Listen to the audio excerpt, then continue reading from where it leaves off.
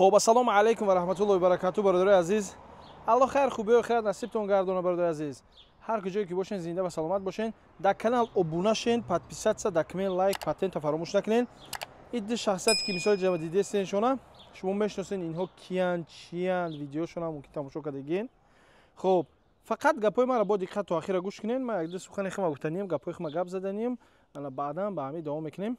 برادر عزیز چی دیگه رو میگم تو را خاطر رسونی کنم. یه دقیقه برادر من در صدوات اپتوی گفتی گپو هم اپتوی داره هم میفروشه. چه خیلی معقوله ایتونه فرمو داره کرتا رو باشکا بروگ همه چیزا هست.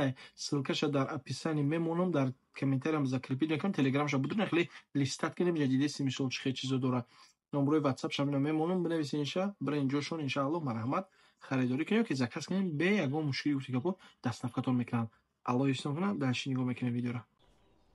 محیدین کبیری مثال محمد اقبال صدرالدین حزب گروه نهضت اسلامی چیان خلاصه میام من به خدا قخشون میدونم لیکن همین خبر دارم که اینها ضرر رسونن برای این جامعه ما. من همین خبر دیدم در باره ما ویدیو نمیکنم چی نمیگفتم نککو یک چشمات کلان کشو از پشت این دو کسکو بسیاریو را بردن محکم کردن. برای می با دقت سخنای ما را گوش کنین.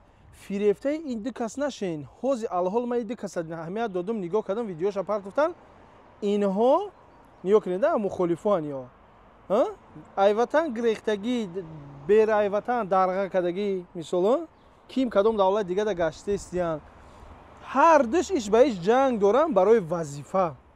هر دوش ایش به ایش راز بردن جنگ دارن که برای وظیفه پول مول منفعت برای خودشون. ایش اسلام گپ میزنه استفاده میبره ایش باشه وظیفه میگه یعنی وظیفه. خلاصه همین گفتنیم که فریفته اینها نشین. اینها شما را گفتی گپا ویدیویی رو تماشا میکنین لایک میمونه کامنتر میکنین پگه عاقبت اختونا میسوزونین. شما با چشمتون دیدین که چی گپه ها کجا مثال همیا را تماشا میکنین فریفته همیا میشین. اینها برای اینک جیبک خودشون گپ میزنن. اینو دولت اوس اونو اروپا اوس یورو فینانسیروز میکنن. اینو وا رنگ سگ میجکنه اوجا فهمیدی. برای همین شما خواهش میکنم احترامونه ایربی حوزی هر روز جنگ دوران ایش بهش کی وظیفه ما بگیرمش میگم ما میگیرمش میگم باید ماشمش میگم باید ماشم فهمیدی.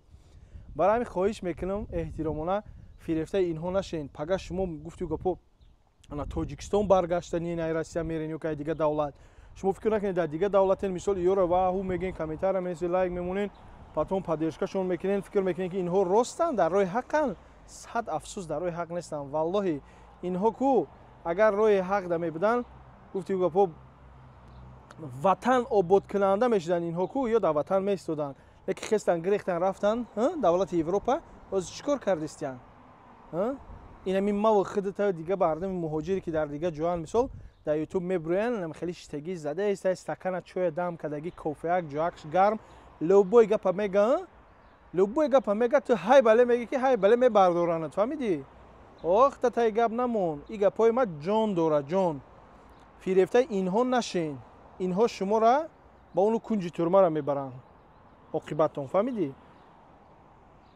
شما پگه زندگی دارین پیش پدر مادرتون بر میگردین پیش پدر مادرتون رفتین دولت الحمدلله آباد شدگی تو نگاه که بر پیشروی را بی پیشروی دولت بی سبحان الله سال 90 ما خدم 98 دولت شدگی بودم مکوز مایده بودم نه کمی ویدیوی پیشینه هست که مثلا نگاه کنین چگونه دولت هم بود.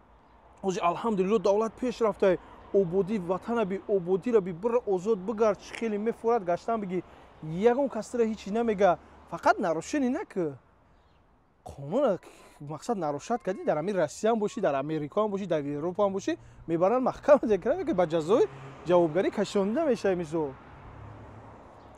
خدا هم مثلا همین چی شوی که مثلا جزات میته روز قیامت.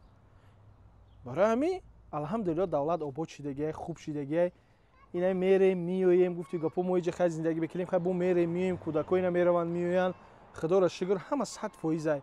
برای همین از شما خواهش میکنم احترامونه فریفته اینها نشین. اینها پگه گفتی گپو شما را عاقبتونه بد میکنن و اینها خودشون برای مال دنیا ثروت دنیا شده جنگ جنجال دارن بین خودشون. اگر اینها وطن آباد کننده میشدن اینها از وطن نمیگریختن نمیرفتن اوجا نمیلقیدن باغ فهمیدی. برای همین احتیاط کنید از اینها. من شما رو آگاه کردم فکر بودشتون نکنید تمام من می خواهم ویدیو نمیکردم اینم دیدم جنگ شونه که جنگ شدن هر دوش به هیچ برای چی جنگ شدن برای مال دنیا برای وظیفه جنگ شدن گفتم بیس گفتم که ایجا یا چیکار دستیان گفتم یا مقصد اونجا معلوم شد خلاصه فهمیدی اصلا گومه یارو گوش نمیکنه که من داخل روی کردن گفتن بابای رمضان ببین که یا چیکار دستیان سبحان الله ماله بسیار گپ نمیزنیم خلاصه دیدین شناختین و میشناسین احتیاط کنین برادر عزیز